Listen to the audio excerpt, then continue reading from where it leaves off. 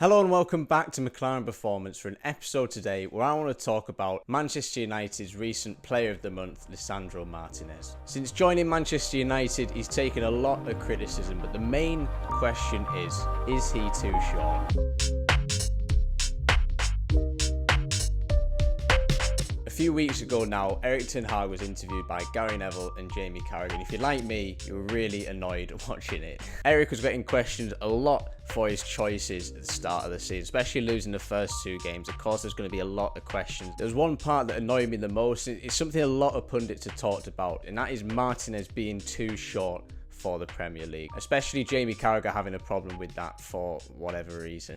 But Ten Hag defended the player really well, and I want to take a closer look at the answer that he gave and really list all the reasons why Martinez's height doesn't make that much of a difference. So yeah, for one, he's 5'9". His medical actually was measured at 5'10", but that is still pretty short. I think even at 5'10", that is the shortest centre-back in the Premier League. I think the main concern that pundits like Jamie Carragher and others have as well is that he's going to be beaten physically, but you're both physically, but in the air also. That's a concern to them, especially when he's coming up against players like Núñez and Haaland. But that's where the argument falls a little bit flat, because Martinez has already faced Núñez and Haaland in the Champions League. Núñez faced Martinez when he played for Benfica, and at no point did he physically dominate Martinez in any of those two games. Martinez was also part of a back line when they faced Dortmund and faced Haaland and beat that team over two legs. And that's just in the Champions League. In the Eredivisie, Martinez came up against four strikers that were above 6'2", and at no point was he dominated physically by any of them. And that in itself is probably enough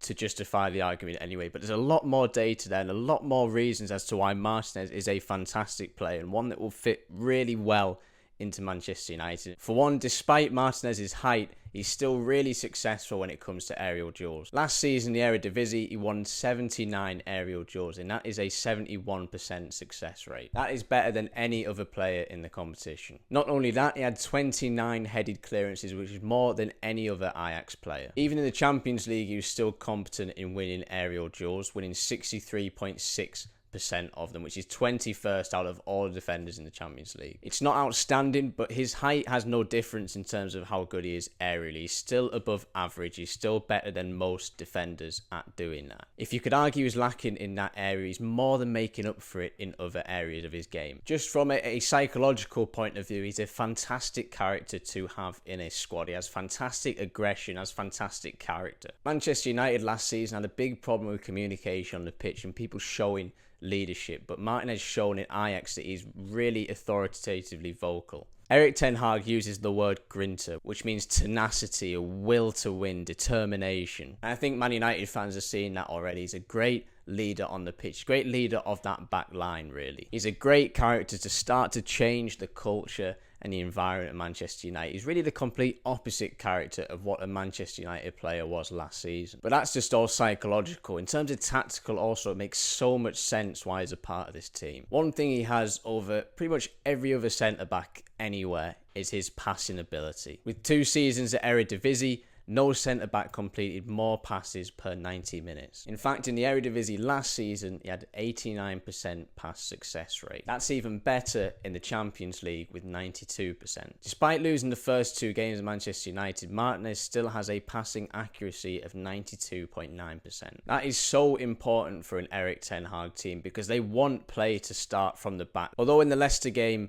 the other day, although it was Dalot that started that attack from the back, you could still see exactly what he wants defenders to do. When they get the ball, the first thing to do is to play that ball forward, to find the pass to the midfield or forward player so they can make that run, make that pass again, and then score. That is one of the jobs that Martinez has, especially when he is a left-sided centre-back. It's really interesting, but with him being left-footed, being a left centre-back, it means that he can play those balls to the left much better. Players like Malaysia can make those runs down the left, and Martinez can play that curling ball to him so he can make that run even further. In terms of his defensive abilities as well, though, he's obviously fantastic. He's really good at disrupting the opposition and moving in a lot of space. In the Champions League, he completed 1.6 tackles per match and was successful in 63% of ground duels. Out of 100, he scored 97 in disrupting opposition's movements and scored 92 for recovering a moving ball. The game is changing in a lot of ways, and it's changed a lot in the past 10-20 years, especially in the time when Jamie Carragher was playing in defence. It's not so much about winning aerial duels and physically beating players. It's about anticipating the movement of another team, disrupting what they're doing, stopping the attacks before they actually happen. That's exactly what Martinez is doing now, but I don't even think we've seen the best of him yet. Erik Ten Hag wants to play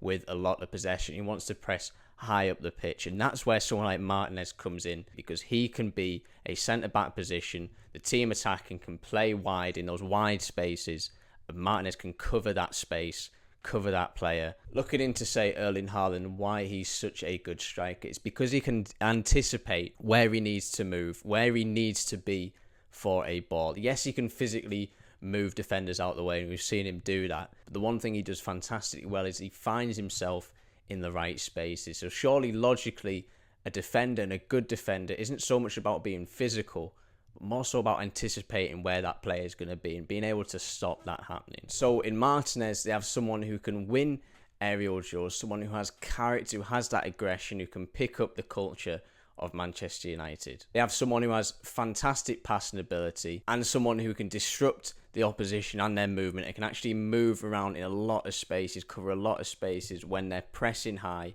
When the ball goes behind them, he can make that run back. He can defend backwards, basically. In short, he's a centre-back that can play as a defensive central midfielder also. It's something that he's done sometimes at Ajax with Erik Ten Hag. But that's exactly what Erik wants. He wants someone who's that creative and can make those through forward passes.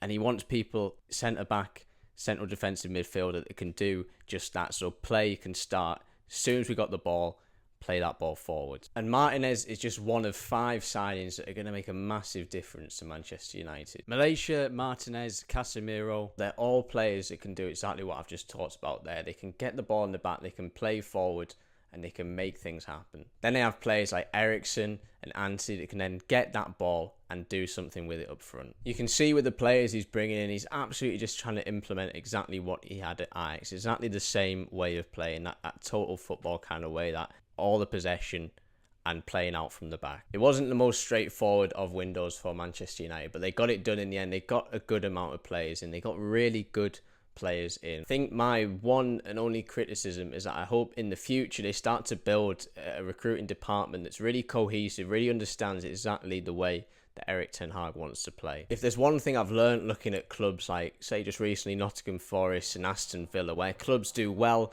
and clubs fall short, it's really that cohesiveness, that understanding across the whole board of the club. And to be fair to Manchester United, that's exactly what they've done this transfer window. They've brought in exactly the players that Erik Ten Hag wants. What I'm thinking more for the future is something that is more sustainable, something that you don't have to rely so much on the manager to say these are the players that I want. To create a recruiting department, have scouts, have people that can find players that really suit exactly how Erik Ten Hag wants to play, and then suggest those players to the manager, to find players in places where other people aren't looking. There's a great foundation there now to build a recruitment strategy. But yeah, that's everything. Thank you for watching and listening. What do you think about the criticisms that Martinez has faced? What do you think of Manchester United's transfer window? It's the most money they've spent in a long time, but have they brought in the right players? Make sure you leave a like, make sure you subscribe if you enjoyed the video, and I will see you again next week.